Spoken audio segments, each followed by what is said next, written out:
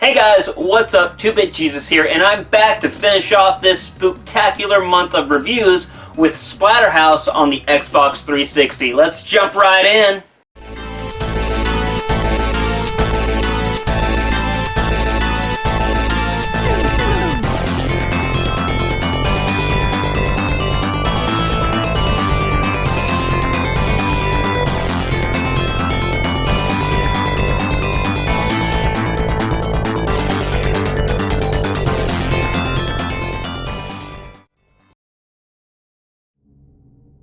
Splatterhouse is a horror beat-em-up developed by Bottle Rocket Studios until 2009, when it was taken over by Namco Bandai Games, who are also the publishers.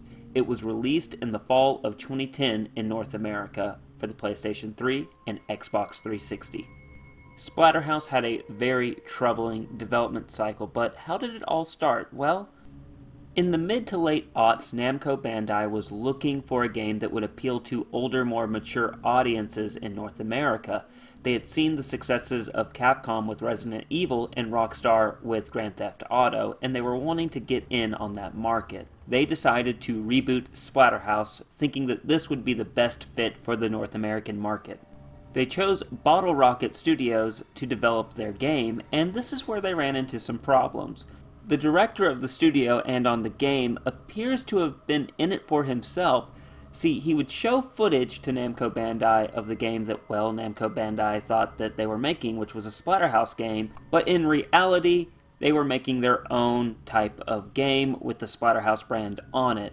Needless to say, eventually Namco found out, hey, this isn't what we paid for, and they decided to make the game in-house themselves with their Afro Samurai team. Bottle Rocket quickly shuttered after this, as they had no other projects to keep them going. Namco did hire a lot of the senior staff to come in and help finish Splatterhouse.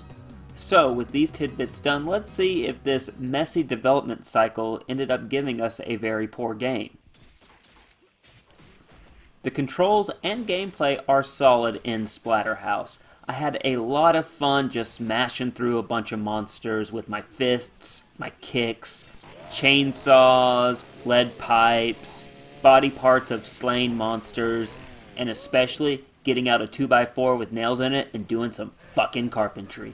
You also have fatalities that you can perform on creatures, and while it gets a little old the further you get in the game, as there's only so many animations that they made for these finishers, it's still a lot of fun and is important to the overall gameplay. You see, once you finish off an enemy, it helps fill up your blood meter, which is used to go into your Super Rick mode. Just like in Splatterhouse 3, it's a roided up, well in this version, a roided up demonic version of yourself, which is overpowered. There's also other abilities such as regaining your health, and that also uses some of the blood meter. So it's very important to remember to finish off characters, and by the time you get to the end of the game, it gets difficult enough that you'll be dying for a stunned creature that can give you more blood, so you can get more powers to either heal up or do some significant damage on these monsters. There isn't a whole lot of variety of monsters, just like in Splatterhouse 3. There is enough, though, to give you a challenge and give variety, so you're not always killing the same damn monsters over and over again. But I will say, by the time you get to the middle of the game, you fought pretty much all of the standard monsters. You have your basic little tiny monster, and it comes in various different forms with different abilities and health, but I can tell you one thing that they all have in common is they're little shits, and they are the most annoying ones out of the game. They will surround you and hit you from behind, so when you're focusing a combo on, say, one big creature or a couple of small creatures, you have some mid-sized creatures that can do some significant damage, but honestly, they're very manageable because you only really have to deal with maybe two on screen at the same time. They're more dangerous when there are little shits with them that can break up your combos, and then the medium-sized creatures can get some significant damage on you. There's also these really big monsters that are easy to dodge, but when they land a hit on you, it is significant.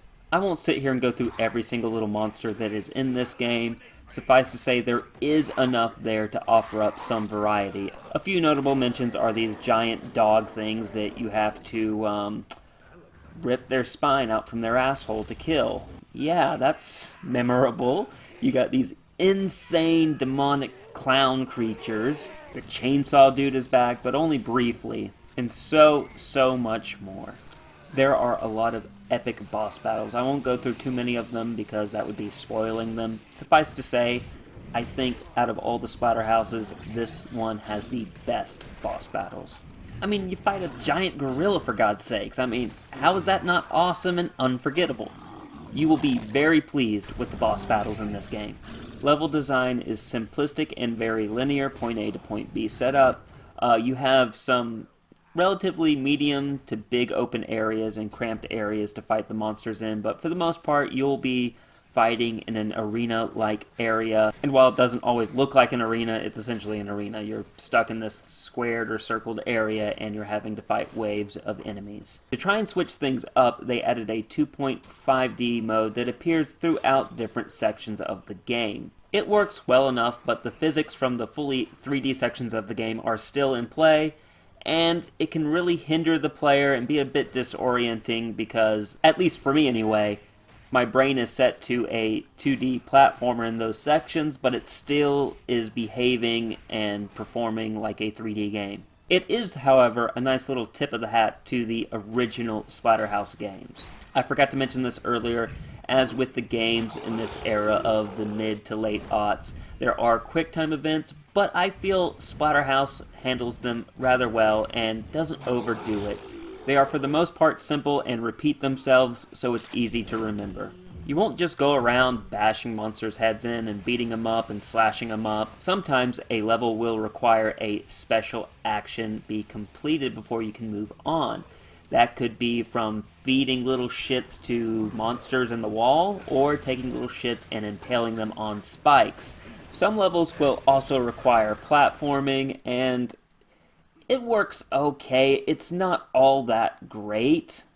I personally thought it was a bit janky, and the detection from when your character grabs onto something seems to be a little off, so I felt like sometimes I was punished for things that were not quite my fault, like I jumped at the right time and distance, but still it didn't detect my character grabbing onto the ledge. Before I finish up with the gameplay, I just want to reiterate that Splatterhouse isn't just your dumb beat 'em up. They added a lot here, sometimes I think too much. You got beat 'em up elements, but you also have platforming elements. You have that God of War style quick time event element. You have a 2.5D element to the game. There's a lot here. Also, most importantly, there's a bit of strategy, so you just can't waltz into a room and beat the shit out of people. This game does a very poor job of telling you how to play it. They kind of just throw you in it and briefly mention certain abilities. In particular, your healing ability, they don't actually allow you to use that until, like, I believe the second or third level, which is really bad, because if you're not used to these types of games, you'll be getting the game over screen a lot. But back to the strategy of this game, you have to use your abilities wisely and use your weapons wisely. Sometimes it's best to save a weapon for a bigger monster so you can take them out faster and then go into your super roided up Rick Terror Mask mode and beat the crap out of all the other monsters left on the screen. That's just one example of how deep the strategy could be with this game. Now, as much as I've been positive so far on this game, I do have to get into some of the negatives. This game has some significant performance issues. Now, I've been playing on the 360.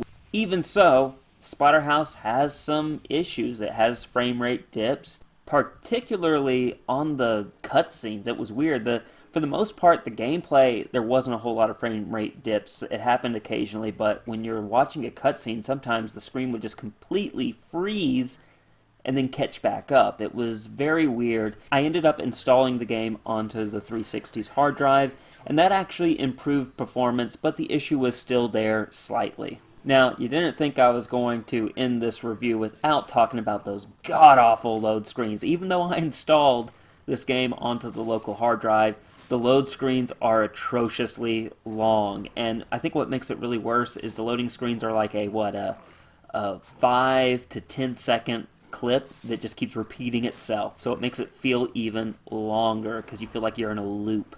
So when you get a game over, it's devastating because you have to load a previous checkpoint and you have to go through what feels like a 20-minute freaking load screen, and it's terrible, and it shouldn't be that way. I get this game was in development hell, but surely there should have been a patch or something that Namco could have put in way later after the release of the game to improve this loading screen issue, but it's there. So just so you guys know, when you die, might as well sit back and put something in the microwave or catch up on your emails or something, because you're going to be sitting there for a minute waiting for the checkpoint to load up. Now, while a lot of critics at the time of this game's release were really harsh on it, I don't feel like it merits that harshness, at least not to that extent. I agree with a lot of the issues that this game has. It's not finely polished. It is rough around the edges here and there, especially like with the platforming, and you don't have a huge variety of enemies, but I think that there is enough there to change things up for you. The replayability is also there. There's a lot to unlock in this game. You can find pictures throughout the level and unlock naughty pictures of Rick's girlfriend, Jennifer, and you can unlock the original 3 games, an arcade port of the original Splatterhouse. An interesting little difference between the original Splatterhouse 3 game on the Sega Genesis and Splatterhouse here on the Splatterhouse reboot is that in Splatterhouse 3, the cutscenes used still images of actors and actresses, and I guess through copyright or something, they had to change that so you get a still image more in line with what was on Splatterhouse 2. Also, before I failed to mention, there are so many references to the original Splatterhouse games in this reboot. It makes it worthwhile just replaying the main story just to catch all of those references. So Splatterhouse Remake's solid but far from polished gameplay gets 2 bits. I'd buy that for $1. Out of 4.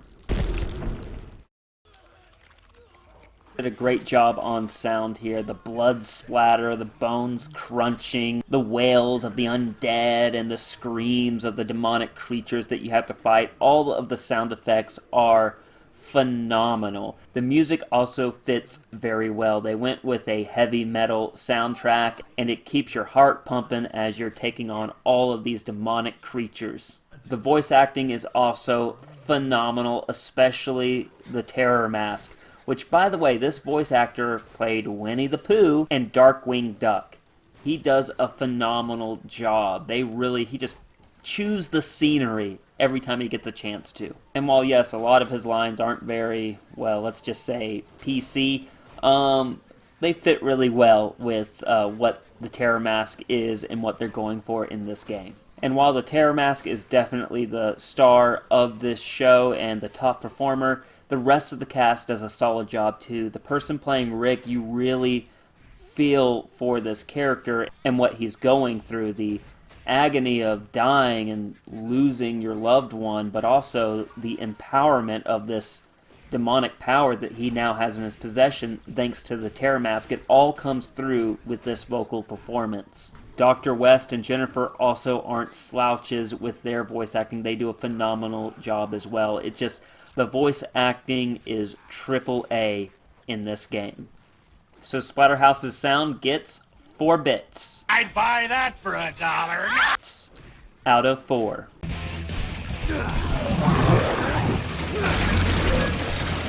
2x4. Let's do some fucking carpentry. Visual presentation is great, though a bit dated to modern standards. Certain characters and areas have blurred textures to them. Aside from that, this game looks pretty darn good, especially the gore. There are rivers and rivers of blood to be had in this game, and that's what makes a Splatterhouse game. Lots of blood and gore. The monsters look phenomenal. Some are just grotesque, others demonic. It looks amazing. Our main cast of characters look awesome too. You know, Rick, we never really get to see him without his mask in the original trilogy of games. Here we get to see him in his full nerdiness as he gets killed and then is resurrected by the Terror Mask. And now when he is wearing the Terror Mask, he looks like they hired John Cena to play him when he's wearing the mask. It looks like freaking John Cena. Maybe they were going for that look, because it definitely looks like John Cena just put on the Terror Mask. But when he goes into his super roided out, super Terror Mask mode, he looks freaking amazing. Jennifer looks awesome as well, and so does Dr. West, who's returning from the first game. He's a mix between lunatic and possessed, in my opinion. This game will have you traversing through the iconic mansion in Splatterhouse, as well as going through time into different dimensions. You get to visit a lot of diverse places, and they present it visually well. It all looks pretty good. The plot to Splatterhouse is kind of fucked. There's lots of cross-dimensional, timey-wimey stuff going on. But essentially, Splatterhouse Remake's opening is very similar to the first Splatterhouse's opening.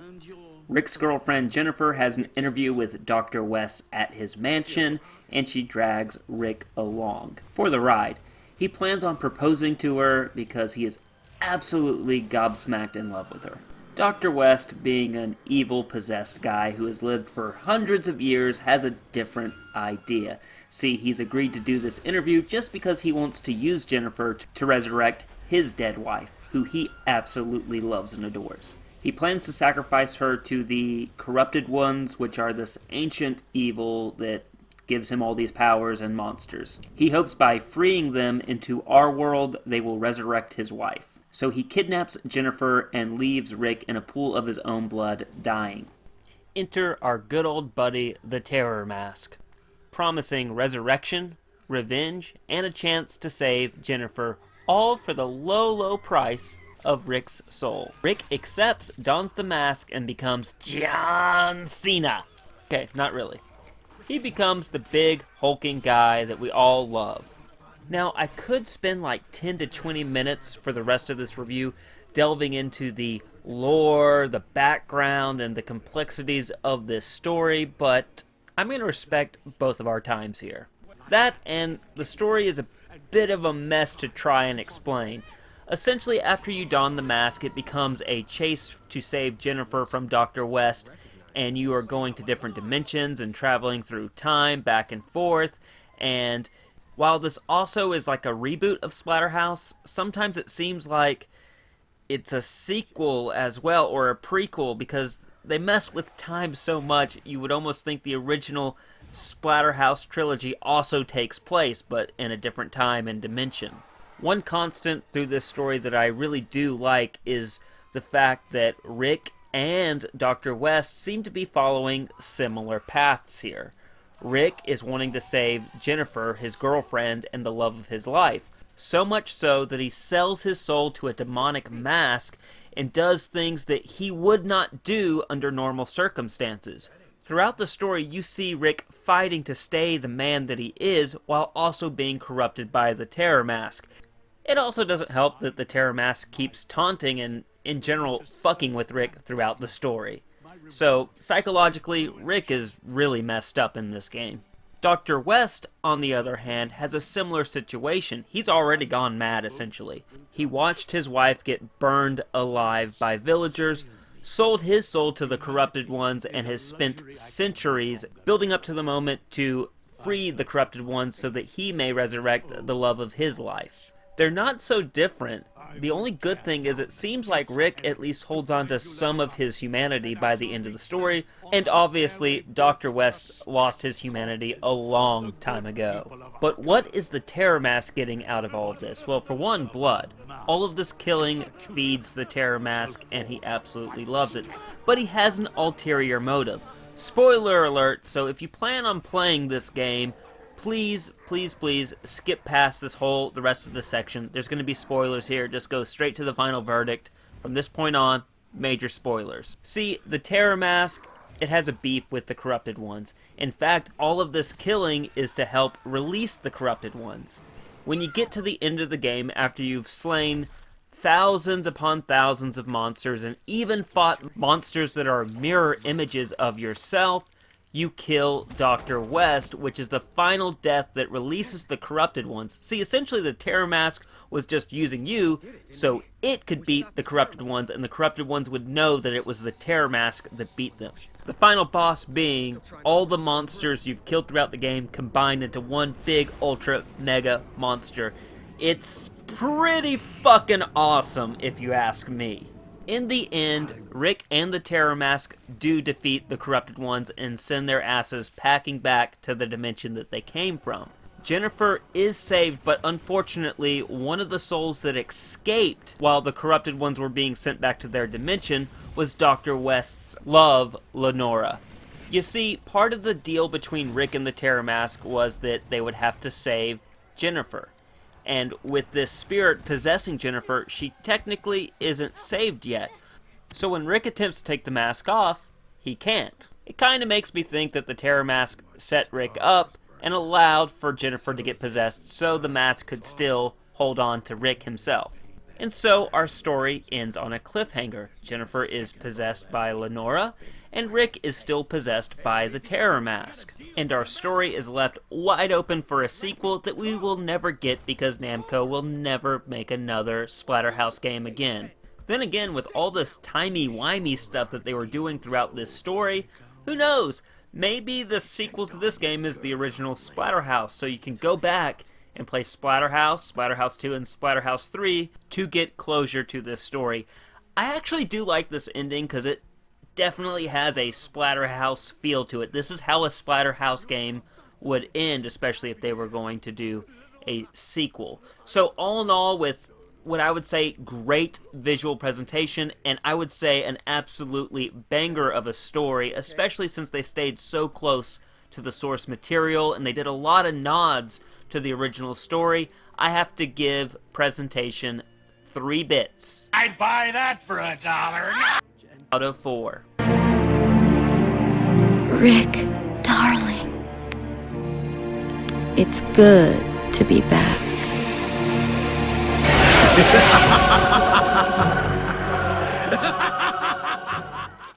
So, Splatterhouse 360 is a really interesting reboot slash, I guess, soft reboot, because I do feel that the original games are still connected in this game universe, if you will, and this was a pretty good, I mean, I get it, it had a rough development period, and the game didn't do as well, but as far as it being a Splatterhouse-esque game, it's awesome.